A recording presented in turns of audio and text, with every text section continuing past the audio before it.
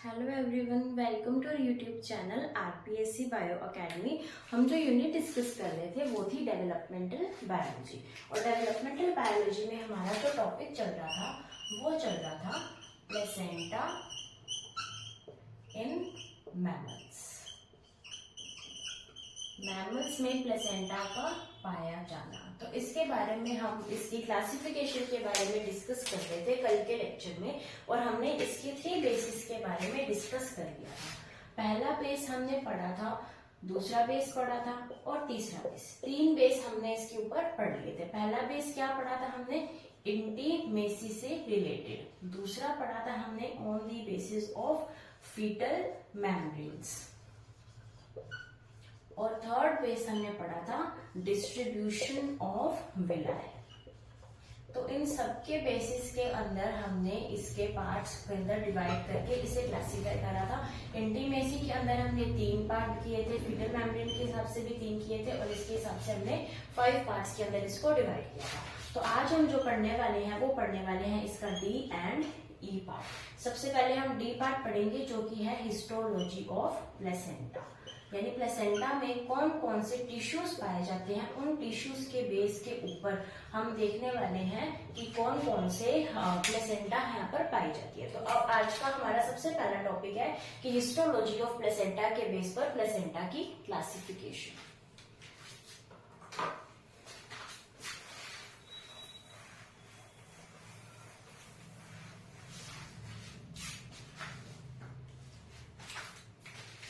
तो हमारा अभी बेस है हिस्टोलॉजी ऑफ प्लेसेंटा।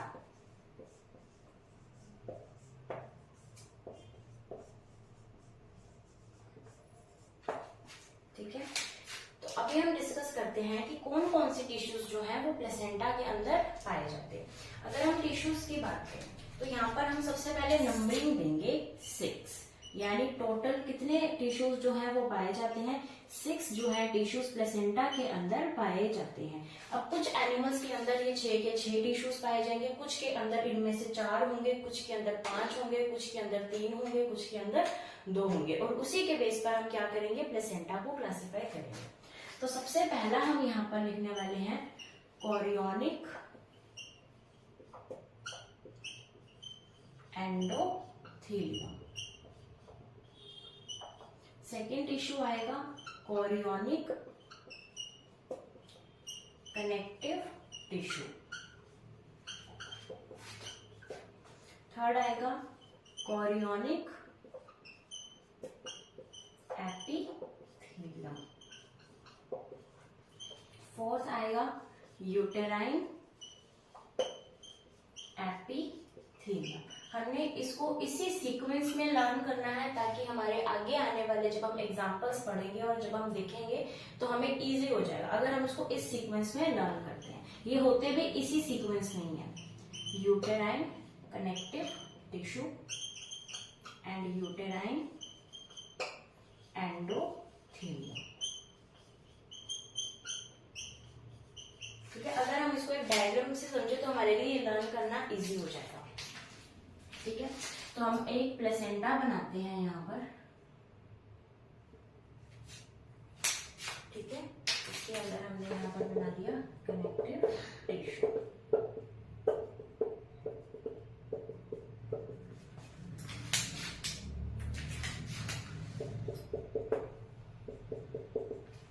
ठीक है, अभी इसके अंदर हमने जो पहले 3 पार्ट दिए हैं, ये 3 पार्ट, जिन पार्ट्स के अंदर क्या लगा हुआ है? Chorionic chorionic chorionic. तो जिस पार्ट के आगे कोरियोनिक लगा हुआ है ये वाले सारे पार्ट किसके हैं? फीटस के हैं। यानी जो भी डेवलपिंग एम्ब्रियो है उसके पार्ट्स, क्योंकि प्लेसेंटा मदर के टिश्यू से भी बनती है और फीटस के टिश्यू से भी बनती है। तो फीटस के कौन कौन से टिश्यूज पार्टिसिपेट करते हैं जिनके आगे क्या लगा हो? कोरियोनिक। और epithelium, connective tissue and endothelium, ये तीनों जो है टिश्यूज की लेयर ये मिलकर बनाती है फीटस का वो वाला पार्ट जो कि प्लेसेंटा बनाने में हेल्प करता है। और जिनके आगे लगी हुई है यूटेराइन यूटेराइन यूटेराइन, ये वाला पार्ट वो है जो कि मदर से आएगा, जो प्लेसेंटा को बनाने में क्या करेगा? हेल्प करेगा। ठीक है, अभी हम ऊपर वाला पार्ट जैसे इसके अंदर फीटस का रखा है तो ये वाला पार्ट हम फीटस का रखेंगे और ये वाला पार्ट हम जो है मदर का रखेंगे। तो ये हमने सबसे पहले कौन सी लिखी? तो ये हो जाएगी फर्स्ट नंबर वाली, इसका नाम क्या करेंगे हम, कोरियोनिक एंडोथेलियम। उसके बाद कनेक्टिव टिश्यू की लेयर आ जाएगी, तो ये आ जाएगी कोरियोनिक कनेक्टिव टिश्यू। उसके बाद एपिथेलियम वाली थर्ड लेयर आ जाएगी, कोरियोनिक एपिथेलियम। तो ये तीनों लेयर किसकी आ चुकी हैं, ये फीटस पार्ट की आ चुकी है। अब यहाँ से स्टार्ट होगा मदर पार्ट। तो मदर पार्ट के अंदर पहले कौन सी आएगी, यहाँ पर पहली एंडोथेलियम थी, यहाँ पर पहली कौन सी है, एपिथेलियम। तो ये कौन सी आ जाएगी, एपिथेलियम। कौन सी, यूटेराइन एपिथेलियम, और ये आ जाएगी यूटेराइन कनेक्टिव टिश्यू। और 6 नंबर पर आ जाएगी हमारी यूटेराइन एंडोथेलियम। और ये पोर्शन किसका हो चुका है, मदर का। ये पोर्शन किसका हो चुका है, फीटस का। और इन दोनों ने मिलकर क्या बनाई है, तो ये 6 लेयर्स मिलकर क्या बनाती हैं, जनरली ये 6 लेयर मिलकर प्लेसेंटा बनाती हैं। अब कुछ एनिमल्स के अंदर ये 6 की 6 प्रेजेंट होती हैं, कुछ एनिमल्स के अंदर इनमें से हम गायब करते जाएंगे। लेकिन जो भी होगा, ये वाले 2 लेयर्स कभी भी नहीं जाएंगे, यानी chorionic endothelium and chorionic connective tissue ये हमेशा ही बनी रहेंगी। ये बाकी जो भी 4 लेयर्स हैं ये जा भी सकती हैं और रह भी सकती हैं। ये जैसे जैसे हम डेवलपमेंट पढ़ेंगे, जैसे जैसे हम इसके टाइप्स पढ़ेंगे, उसके अंदर हम देखेंगे कि सबसे पहले ये वाली लाइन हमारी गायब होगी, ठीक है, फिर हमारी ये वाली लाइन गायब होगी, फिर ये वाली, यानी पहले एक, फिर ये दोनों, फिर ये तीनों, और फिर ये गायब हो जाएगी, ठीक है।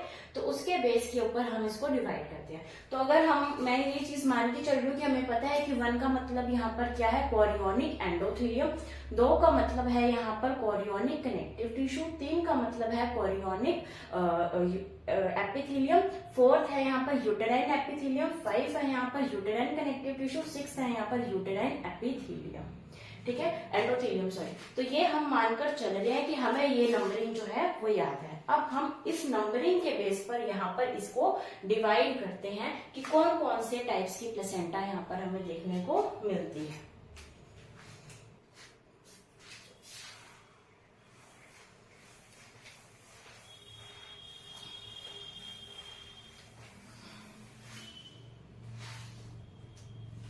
इसके बेस पर हमारे पास 5 तरीके की प्लेसेंटा देखने को मिलेगी।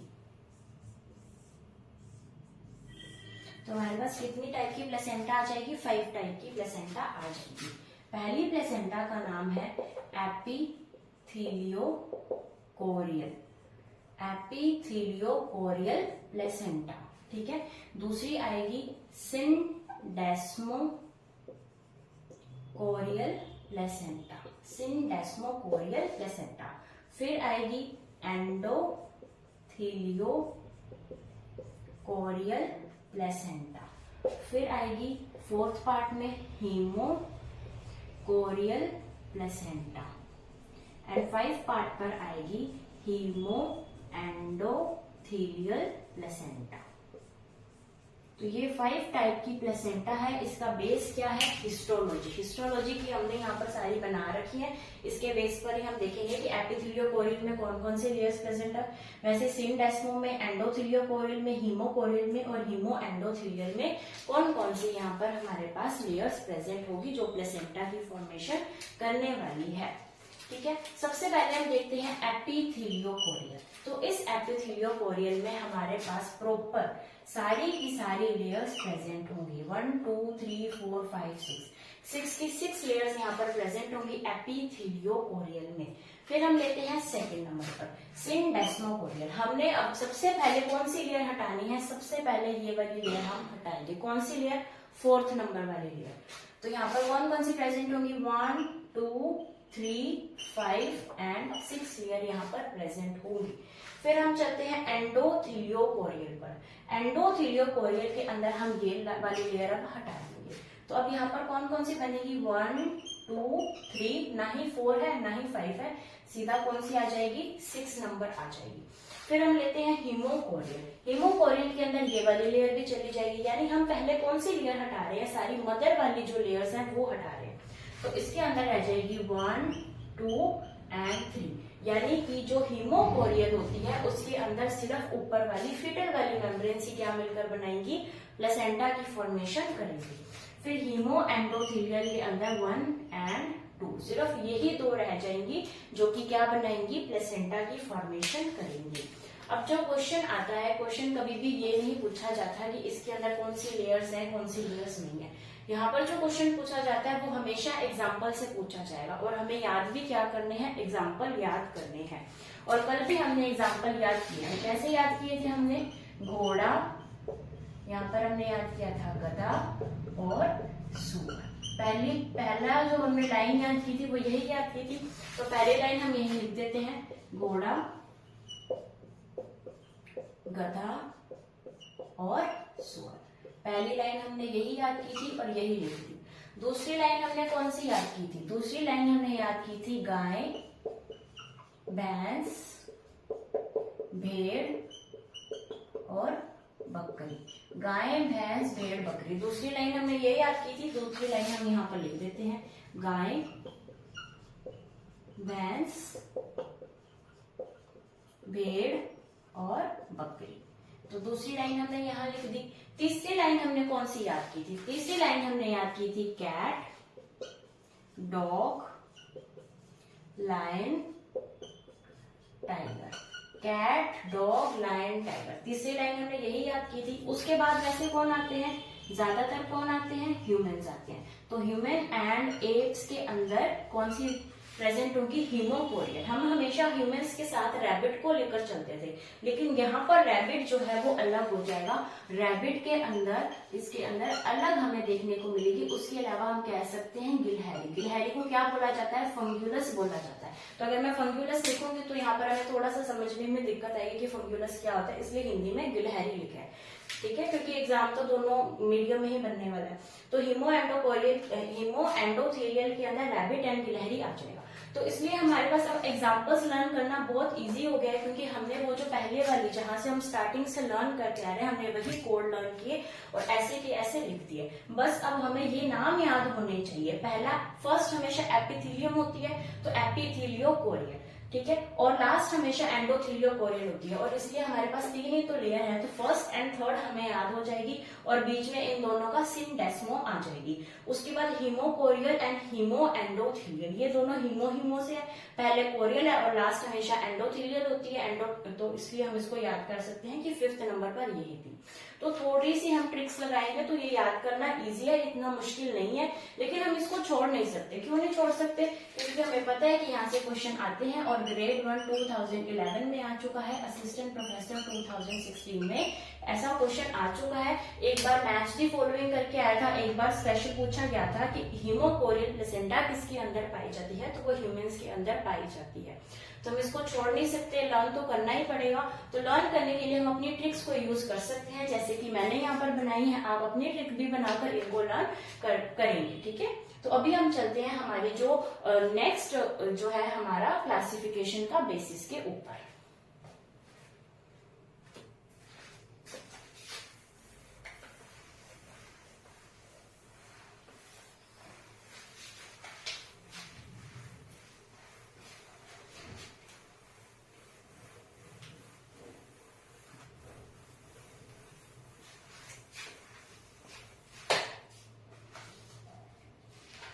अभी हम चलते हैं 5th बेस के ऊपर, जो कि है इम्प्लांटेशन। इम्प्लांटेशन के बेस पर कैसे हम प्लेसेंटा को डिवाइड करेंगे। इम्प्लांटेशन क्या होता है पहले हमें ये पता होना चाहिए। तो इम्प्लांटेशन वो है कि जब जो हमारा फीटस है, जब जो हमारा एम्ब्रियो है, जो हमारा जाइगोट है, जो कि क्या हो रहा है, क्लीवेज वहां पर हो रही है। हम कह सकते हैं कि जो भी हमारा ब्लास्टूला है वो ब्लास्टूला एम्ब्रियो, या हम इसको क्या बोल सकते हैं, ब्लास्टूला की टर्म ज्यादा सही रहेगी, कि जो हमारा ब्लास्टूला है वो यूटेरस की वॉल पर कैसे चिपकता है। तो जब वो यूटेरस के साथ जब वो चिपक जाता है, यूटेरस किसका, माता का, तो यूटेरस के साथ जब वो चिपक जाता है अपनी मदर की यूटेरस के साथ, ब्लास्टूला का चिपकना क्या कहलाता है, इम्प्लांटेशन कहलाता है। तो कैसे चिपकता है, क्या वो ऊपर से चिपकता है, या वो अच्छे तरीके से धंस जाता है, या फिर वो चिपकता ही नहीं है। तो इस तरीके के बेस पर हम कह सकते हैं कि इम्प्लांटेशन के बेस पर भी हम प्लेसेंटा को जो है वो डिवाइड कर सकते हैं। तो इसके बेस पर जो प्लेसेंटा है वो 3 टाइप्स के अंदर डिवाइड हो जाएगी। सबसे पहली आएगी सुपरफिशियल प्लेसेंटा, और इसे क्या बोला जाता है, सेंट्रिक प्लेसेंटा। उसके बाद जो सेकेंड पार्ट आएगा वो आएगा इसेंट्रिक, और थर्ड आएगी इंटरस्टिशियल। तो हमने 3 पार्ट्स के अंदर प्लेसेंटा को डिवाइड कर लिया, और बेस कौन सा था? इम्प्लांटेशन, यानी कैसे एक ब्लास्टुला चिपकता है यूटेरस के साथ। ठीक है, तो सुपरफिशियल या फिर सेंट्रिक का मतलब क्या है? सेंट्रिक का मतलब, इसका मतलब ये है कि जैसे इस तरीके से यहाँ पर हम यूटेरस को बनाते हैं, तो इस यूटेरस के अंदर यहाँ पर क्या प्रेजेंट होंगी? यहाँ पर प्रेजेंट होंगी सारी यूटेराइन वॉल्स। तो यहाँ पर क्या प्रेजेंट है? यूटेराइन वॉल्स प्रेजेंट है। तो इस यूटेराइन वॉल्स के ऊपर जो यहाँ पर हमारा ब्लास्टुला है वो किसी भी वॉल से नहीं चिपकता, वो कैसा रहता है? एक बिल्कुल फ्री स्टेज के अंदर रहता है। तो यहाँ पर ये फ्री स्टेज में रह रहा है, इसलिए इसे क्या बोला गया है? सुपरफिशियल बोला गया है। कैसे रहता है? सेंटर में बिल्कुल फ्रीली रहता है, तो इसे क्या बोला जाता है? सेंट्रिक बोला जाता है। अब इसेंट्रिक का क्या मतलब? इसेंट्रिक का मतलब है, इसेंट्रिक का मतलब है कि यहाँ पर ये जो यूटेरस है, इस यूटेरस की ये क्या है? वॉल्स हैं। तो इन वॉल के साथ ये जो हमारा ब्लास्टुला है वो यहाँ पर इस तरीके से यहाँ पर धस जाएगा। प्रॉपरली नहीं धसेगा, हम कह सकते हैं कि इस तरीके से चिपक जाएगा, एक पॉकेट लाइक फॉर्मेशन यहाँ पर हो जाएगी। कैसी? यहाँ पर एक ऐसे पॉकेट की जैसी फॉर्मेशन, जैसे एक पॉकेट है इस यूटेराइन वॉल के अंदर, तो यहाँ पर कैसी स्ट्रक्चर बनती है? पॉकेट लाइक स्ट्रक्चर बनती है। ये बस इसके साथ कैसा है? चिपक गया है यूटेरस की वॉल के साथ। तो जब वो यूटेरस की वॉल के साथ हम कहते हैं कि चिपक गया है, तो उसे क्या बोलेंगे? Eccentric type of placenta. अब हम पढ़ते हैं जो इंटरस्टिशियल टाइप ऑफ प्लेसेंटा होती है। इस टाइप की प्लेसेंटा के अंदर क्या होता है? इस टाइप की प्लेसेंटा के अंदर जो ब्लास्टुला है वो कंप्लीटली इसके अंदर धस जाता है। क्या करेगा? वो कंप्लीटली इसके अंदर धस जाएगा, कंप्लीटली इस तरीके से इसके अंदर धस जाएगा, और यहाँ से अपना क्या करेगा? यूटेरस के साथ कनेक्ट कर लेगा। यानी बहुत ही यहाँ पर अच्छा, या हम कह सकते हैं क्लोज कांटेक्ट हो जाता है यूटेरस के साथ। और यहाँ पर से पॉकेट लाइक स्ट्रक्चर बनाई थी, लेकिन यहाँ पर इसके अंदर क्या हो गया? धस चुका है, वो कंप्लीटली उसके अंदर धस चुका है। तो इसे बोला जाएगा इंटरस्टिशियल टाइप ऑफ प्लेसेंटा। अब क्वेश्चन जो आएगा वो इनसे तो आएगा नहीं, क्वेश्चन किससे आता है? एग्जाम्पल से क्वेश्चन आता है। तो अगर हम बात करें सुपरफिशियल या फिर सेंट्रिक टाइप ऑफ प्लेसेंटा की, तो इसके अंदर हमने जितने भी पढ़े थे वो सारे आ जाएंगे। गाय, भैंस, भेड़, बकरी, या हमने और कौन सा पढ़ा था? गधा, सुअर, घोड़ा, टाइगर, लायन, वो सारे इसके अंदर ही आ जाएंगे जितने भी हमने लर्न किए थे। किसके अंदर? सुपरफिशियल या फिर सेंट्रिक के अंदर। और इसेंट्रिक के अंदर यहाँ पर आ जाएगा जैसे कि चूहा, यानी कि रैट, जैसे कि गिलहरी। ठीक है, इनके अंदर कैसी होती है? इसेंट्रिक होती है। और इंटरस्टिशियल होती है ह्यूमंस के अंदर, या फिर हम क्या कह सकते हैं? मंकी के अंदर, जिसे हम क्या बोल सकते हैं? एप्स के अंदर। तो मंकी है, ह्यूमन है, इनके अंदर कौन सी पाई जाती है? इंटरस्टिशियल पाई जाती है। इसेंट्रिक चूहा और गिलहरी में देखी जा सकती है। और जो सुपरफिशियल है ये इन सब के साथ साथ किसके अंदर देखने को मिलेगी? हमें रैबिट के अंदर देखने को मिलेगी। रैबिट हमारे सिलेबस में, इसलिए रैबिट से रिलेटेड कोई भी अलग चीज आती है तो हमें पढ़नी चाहिए। तो रैबिट के अंदर कौन किस तरीके की प्लेसेंटा पाई जाएगी? सुपरफिशियल या फिर सेंट्रिक। लेकिन ह्यूमन के अंदर कौन सी पाई जाएगी? इंटरस्टिशियल। हमने पिछले लेक्चर्स में जहां जहां ह्यूमन लिखा था उसके साथ साथ ही हमने रैबिट को लेकर चले थे, लेकिन आज की क्लासेस में हमने अभी तक 2 बेस पढ़े हैं, दोनों के अंदर ही ह्यूमन एंड हमने रैबिट को अलग अलग रखा है। तो हमें ये याद रखना पड़ेगा कि हमने कब इनको साथ में रखना है, कब अलग अलग कैटेगरी के अंदर डालना है। ठीक है, तो हमने देखा इम्प्लांटेशन के बेसिस पर 3 टाइप ऑफ प्लेसेंटा देखी, सुपरफिशियल या फिर सेंट्रिक, जहां पर जो ब्लास्टुला है वो एकदम तैरता रहता है, या हम कह सकते हैं फ्रीली स्टेज के अंदर रहता है। तो उसके एग्जांपल्स हमारे सामने हैं, जितने भी हमने याद किए, गाय, भैंस, भेड़, बकरी, गधा, सुअर, टाइगर, लॉयन, डॉग, कैट, और उसके अलावा स्पेशल कौन सा आएगा? रैबिट। उसके बाद इसेंट्रिक। इसेंट्रिक के अंदर एक पॉकेट जैसी स्ट्रक्चर बन जाती है, और ये होता है चूहे और गिलहरी के अंदर। ठीक है, और इससे क्वेश्चन जो है वो जो अदर स्टेट की पीजीटी है ना, उसके अंदर आया हुआ है कि जो पॉकेट लाइक स्ट्रक्चर बनती है वो कौन से वाले प्लेसेंटेशन में बनती है? तो वो इसेंट्रिक के अंदर बनती है, यानी इसेंट्रिक टाइप की जो प्लेसेंटा होती है उसके अंदर बनती है पॉकेट लाइक स्ट्रक्चर। ठीक है, तो ये लाइन वहां से है, तो ऐसे एज इट इज लाइन की लाइन उठाकर वहां से क्वेश्चन पूछा गया था। और जो इंटरस्टिशियल है ये किसके अंदर प्रेजेंट होती है, ह्यूमन एंड मंकी के अंदर प्रेजेंट होती है। तो अभी हम चलते हैं हमारे प्लेसेंटा के कौन कौन से फंक्शंस होते हैं। तो इसी के साथ जो है हमारी प्लेसेंटा का क्लासिफिकेशन खत्म होता है। अब हम देखते हैं फंक्शंस फाउंड इन प्लेसेंटा।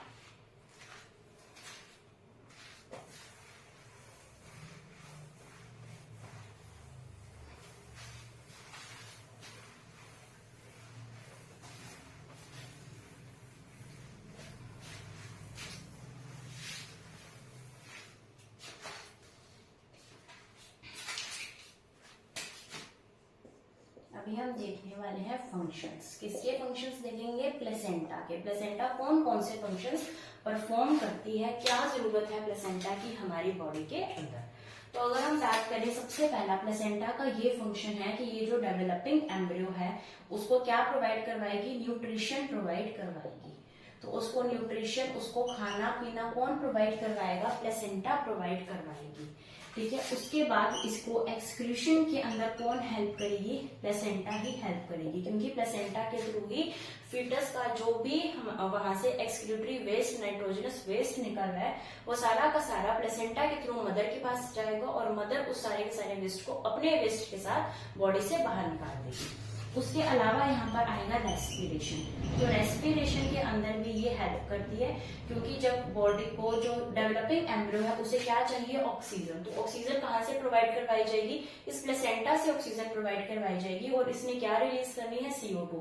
तो CO2 भी प्लेसेंटा के थ्रू फीटस से मदर के पास जाएगी। तो रेस्पिरेशन में हेल्प करता है, एक्सक्रीशन में हेल्प करता है, न्यूट्रिशन के अंदर हेल्प करता है। उसके अलावा ये जो डेवलपिंग एम्ब्रियो है उसको प्रोटेक्शन भी प्रोवाइड करवाती है। क्या प्रोवाइड करवाती है, प्रोटेक्शन। प्रोटेक्शन कैसे प्रोवाइड करवाएगी, क्योंकि ये इसको कौन सी एंटीबॉडी भेजती है, IgG एंटीबॉडी भेजती है। IgG एंटीबॉडी प्लेसेंटा के द्वारा भेजी जाती है और IgA एंटीबॉडी मिल्क के द्वारा भेजी जाती है। तो प्लेसेंटा कौन सी भेजेगी, प्लेसेंटा भेजेगी IgG। ठीक है, तो IgG प्लेसेंटा के द्वारा भेजी जाती है एंटीबॉडी, जो कि क्या प्रोवाइड करवाती है, डेवलपिंग एम्ब्रियो के अंदर इम्यूनिटी को डेवलप करती है, उसको प्रोटेक्ट करती है। ठीक है, उसके अलावा यहाँ पर और कौन से काम है, ये काम करती है स्टोरेज का। कौन सा काम करेगी, स्टोरेज का। तो ये क्या क्या स्टोर करती है, ये स्टोर करेगी जैसे कि आयरन को। आयरन जो है वो स्टोर किया जाता है यहाँ पर स्टोर किया जाता है ग्लाइकोजन। ग्लूकोज को किस फॉर्म में स्टोर किया जाएगा, ग्लाइकोजन की फॉर्म में यहाँ पर स्टोर किया जाएगा। यहाँ पर ग्लूकोज यानी कार्बोहाइड्रेट स्टोर हो गए, फिर फैट स्टोर होगा और क्या चीज स्टोर होगी, प्रोटीन। ठीक है, यानी सारे एनर्जी सोर्सेस यहाँ पर क्या हो रहे हैं, यहाँ पर स्टोर हो रहे हैं। Glycogen, carbohydrate, fat, protein. तो फैट, प्रोटीन एंड कार्बोहाइड्रेट तीनों का यहाँ पर क्या होगा, स्टोरेज होगा। उसके अलावा ये एक एंडोक्राइन ग्लैंड की तरह भी वर्क करती है। कौन करती है, प्लेसेंटा करती है।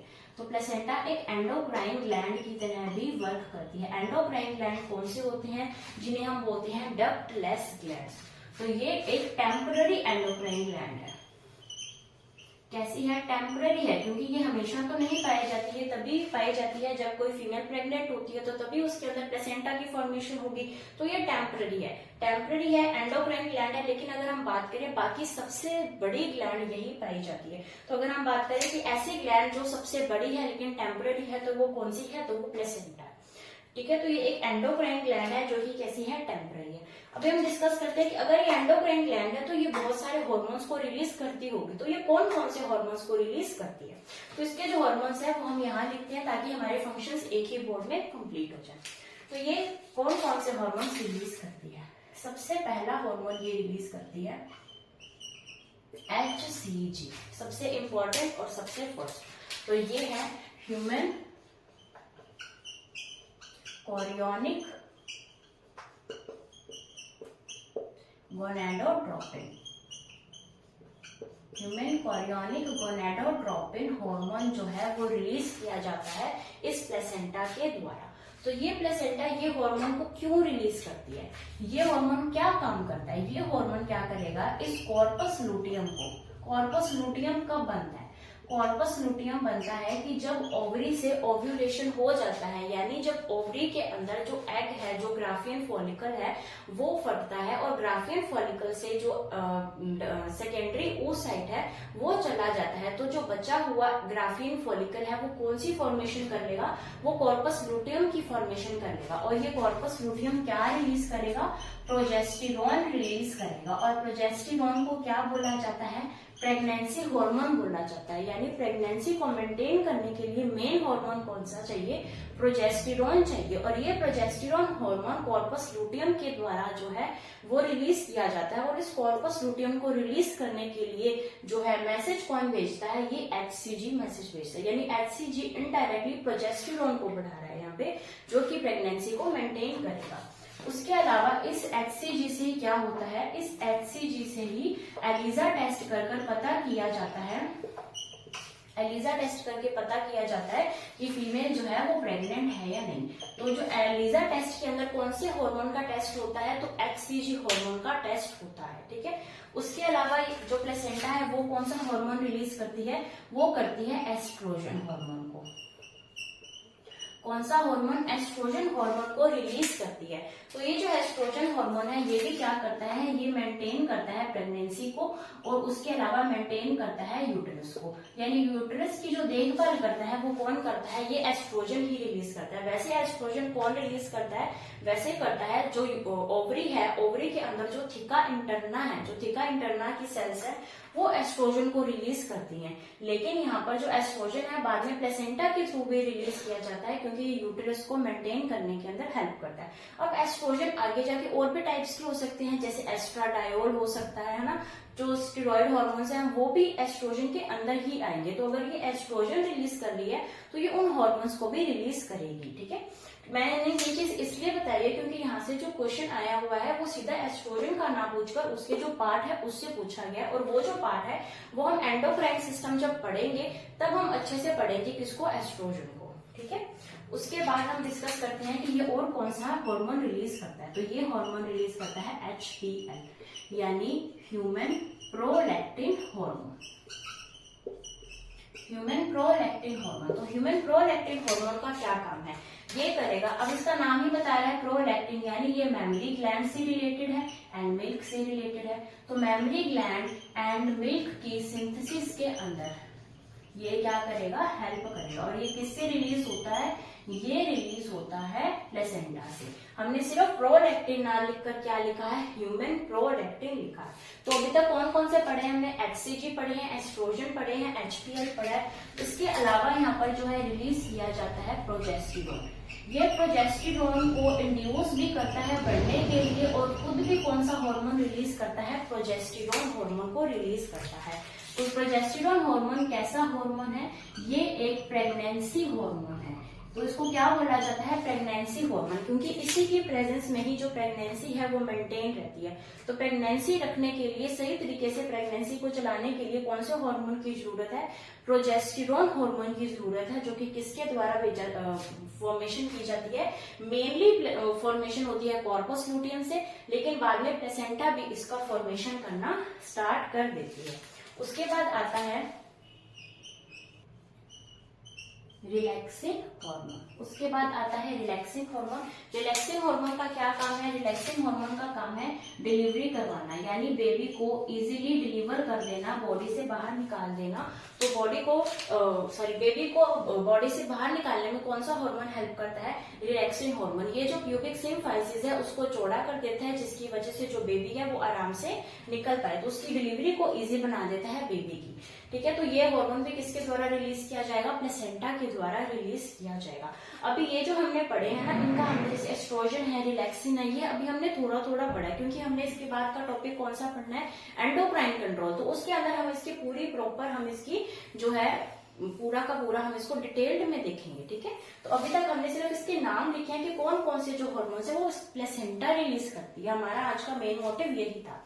ठीक है, उसके बाद हम बात करें कि क्या क्वेश्चन आया हुआ है। तो ग्रेड 1 2013 के अंदर क्वेश्चन आया हुआ है और क्वेश्चन यहाँ से ये पूछा गया था कि जो मैमल्स के अंदर के जो प्लेसेंटा के जो प्लेसेंटा के अंदर जितने भी हार्मोन्स रिलीज होते हैं तो उनमें से कौन सा हार्मोन है जो प्लेसेंटा के द्वारा रिलीज नहीं किया जाता। तो यहाँ से क्वेश्चन पूछा गया था, इसलिए हमें पता होना चाहिए। और एस्ट्रोजन ना लिखकर वहां पर एस्ट्राडायोल लिखा हुआ था, तो हमें पता होना चाहिए भी एस्ट्राडायोल भी एस्ट्रोजन का ही एक पार्ट है।